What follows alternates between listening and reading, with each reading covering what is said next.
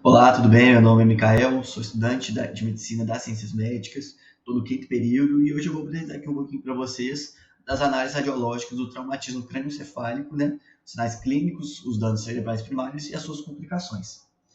Então, vou falar aqui um pouquinho, né, introduzindo o nosso tema, que o traumatismo crânioencefálico ele é dividido em fechados e penetrantes. A gente vai dar mais enfoque na nossa apresentação dos fechados, né, que seria que não teve a exposição do sistema nervoso central, não teve nenhuma abertura do crânio, né, ou exposição. E isso geralmente, né, vai ocorrer muitas vezes por veículos, acidentes de veículos, agressões, esportes, acidentes de trabalho, por queda, tá? E dentre esses traumatismos crânioencefálicos existem diversos danos cerebrais primários, que a gente vai chegar a comentar aqui agora, e diversas complicações desses danos, né? Que vão ser analisados por método de imagem para uma melhor propedêutica do caso e tratamento também, né? Desses pacientes. Por isso, a tomografia computadorizada sem contraste, ele vai ser um exame de escolha, né? De primeira escolha, para casos de emergência, né? Para vítimas de trauma na cabeça. Bom, então por isso é importante falar um pouquinho agora dos sinais clínicos, né? Que são indicativos para a gente realizar a TC. Então, toda vítima que tem um traumatismo, né, um impacto na cabeça, dependendo do tipo de trauma, é indicativo de a gente realizar a TC.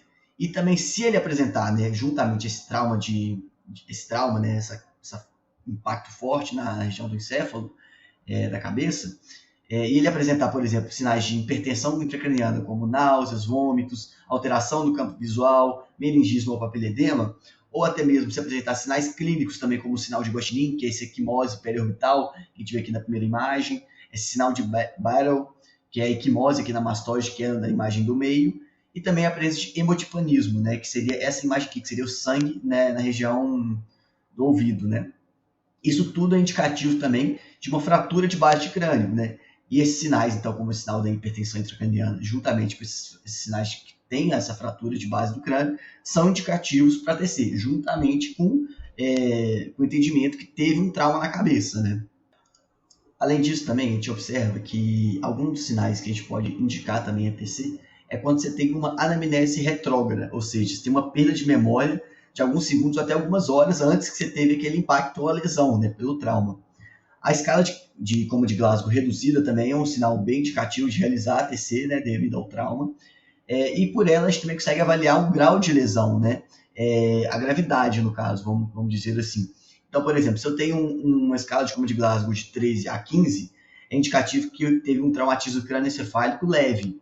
Então, se eu tenho, por exemplo, uma escala de coma de Glasgow, por exemplo, de 9 a 12, é moderado, né, o traumatismo, e de 3 a 8 é um traumatismo crânioencefálico muito grave, né? Então, essa escala assim, ajuda a gente entender a gravidade da situação do indivíduo, né? E até mesmo entender o que vai aparecer na nossa TC, né? Quando a gente for realizar. Porém, né, essa escala de comorbidades ela tem algumas limitações, por exemplo, no caso do momento do trauma, se o paciente, por exemplo, teve uso de álcool, drogas ou tem convulsão, ela pode um pouco estar limitada, né, de entender o grau de gravidade desse paciente. Então, basicamente, a gente diagnostica, né, esse tipo de traumatismo crânioencefálico por três critérios, né, basicamente, que seria a avaliação geral e rápida do trauma, entender o mecanismo, o trauma cinemática. A gente utiliza a escala de coma de Glasgow e o exame neurológico, né, para entender a gravidade desse traumatismo crânioencefálico. E, por fim, o importante que a gente vai adentrar aqui agora, a TC sem contraste, né, que vai indicar o tipo de lesão, se tem alguma hipertensão intracraniana, aonde que está o sangramento, se tem sangramento, né? Isso é extremamente importante. Então, vamos falar aqui agora um pouquinho dos danos cerebrais primários, né, que vão ser encontrados nesses casos agudos, né, depois de algum trauma na cabeça. Então, primeiramente, a gente tem algumas hemorragias ou hematomas nessa região do cérebro, né? Então, a gente pode ter um hematoma que chama hematoma epidural, né, ou extradural, que é um sangramento localizado entre a tábua óssea interna e a dura mater, né, bem nessa região. E ela vai apresentar na TC, sem contraste, que a gente está observando essa imagem aqui, um formato lentiforme, ou seja, de lente, né, com uma área de hiperdensidade, olha, você vê, tá bem assim, um formato bem de lente mesmo.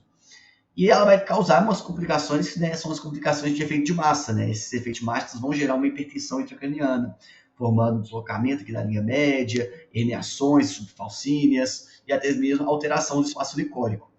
E esse sangramento, né, esse hematoma, geralmente ele ocorre devido ao rompimento da artéria meningia média, né? Então, né, devido ao impacto, ao trauma que ocorreu nesse local. Falando agora também, né, do hematoma subdural, é um sangramento que se localiza abaixo da dura mater e acima da aracnoide, ou seja, no espaço subdural, né? A gente vê aqui na imagem também que ela apresenta um formato de meia lua crescente, né? Um formato de lua, assim, ó, bem um C, né? Vamos dizer assim. Ela também vai apresentar complicações com sinais de efeito de massa, né? Sinais de hipertensão intracraniana. E geralmente ela vai ocorrer pelo estiramento, ruptura das veias corticais, né?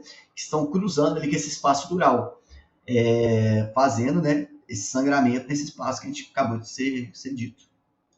Bom, falando aqui também do hematoma intracerebral, né, intracerebral, a gente observa um sangramento localizado bem no parênquima cerebral mesmo.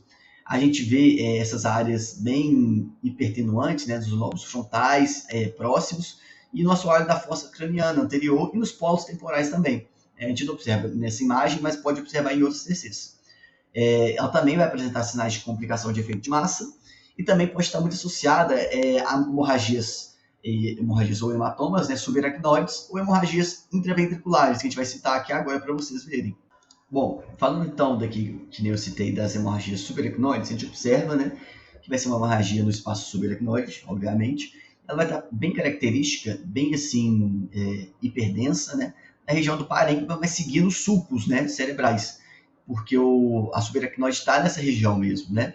Então a gente observa bem aqui, ó, por exemplo, na região anterior, região, né, lateral aqui, esse tipo de hemorragia. A gente também tem a hemorragia intraventricular, né, que é uma hemorragia dentro dos ventrículos. A gente observa que nessa mesma imagem da hemorragia subaracnoide, que bem aqui no corno posterior, né, do ventrículo lateral, acho que isso direito. E aqui também a gente observa também uma hemorragia também do lado direito e do lado esquerdo, também dentro dos ventrículos, né. Bom, a gente também observa em outros tipos de hematoma, temos o hematoma subgaleal, né, que é um hematoma localizado entre a galha aponeurótica, né, e a tábua óssea externa.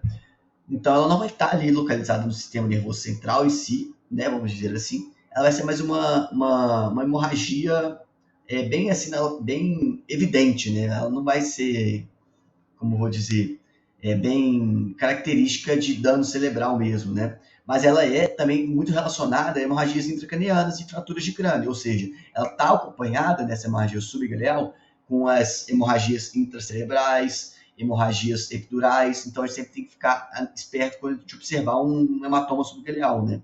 Porque ela pode estar relacionada também a fraturas de crânio e hemorragia intracraniana, né? E isso indica uma incidência elevada, né, do hematoma subgaleal. Bom, então é bom a gente entender que, por exemplo, essas complicações desses quadros traumatísticos encefálicos, como que elas ocorrem, né? Isso é muito importante a gente entender. A gente entende que a caixa craniana, ela tem um tamanho constrito, né? Ou seja, ela acomoda o cérebro apenas. Então, quando você tem algum tipo de lesão, você pode ter algum tipo de extravasamento de sangue, você pode também ter a presença de algum edema, né, gerado por esse extravasamento, que vai aumentar esse espaço que está dentro do cérebro, né? Então, com isso, vai aumentando o espaço e ela não tem como se aumentar, né? Devido à caixa craniana estar ali sempre prendendo o cérebro, né? Comprimindo o cérebro. Então, com esse edema, essa hemorragia, o cérebro não vai ter como se expandir, né? Então, isso vai aumentar uma pressão dentro do nosso cérebro. Então, vai aumentar a pressão intracraniana. Esse tipo de pressão ele pode causar diversos tipos de herniações e até mesmo a herniação de amígdalas, né? Que vão levar o indivíduo até a óbito ou até outras herniações que podem levar o indivíduo a óbito. Então, por isso, quando a gente tem esse tipo de pressão intracraniana, é extremamente necessário, né, procedimentos cirúrgicos que vão causar uma descompressão dessa caixa craniana. Bom, então, falando aqui dessa pressão intracraniana que a gente observa, ela é um sangramento, então, por exemplo, pode ocorrer na região do cérebro e ocasionando edemas e devido aos traumas, né, que a gente pode ter. E ela vai apresentar diversos efeitos, né, sinais de massa, que a gente fala, no cérebro. E esses sinais de massa eles vão ser sinais de hipertensão intracraniana. A gente observa em 3 critérios esses sinais. Por exemplo, a gente observa aqui, por exemplo, nessa imagem, um sinal de quê? De desvio de linha média maior que 5 milímetros. Ou seja, que a gente observa aqui, observa a linha média e tem um desvio aqui das estruturas cranianas, né? Do cranianas não, desculpa, encefálicas para a esquerda, né? Que a gente analisou aqui. E juntamente a isso a gente tem herniações, nesse caso é uma herniação subfalcínea, tá? Que então é uma passagem, né, dessas estruturas de um lado para o outro.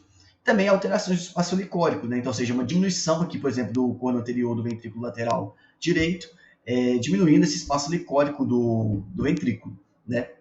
Mesmo assim, se a gente não encontra esse tipo de alterações na TC, elas também não são indicativos que não vai ter pressão, aumento da pressão intracraniana, né? Então, você tem que ficar esperto nisso e fazer os diversos tipos de exame clínico e físico também para entender se tem ou não esse tipo de hipertensão. Bom, a gente finalizando, essa aqui foram minhas referências, tá? Eu agradeço muito, muito obrigado e até mais.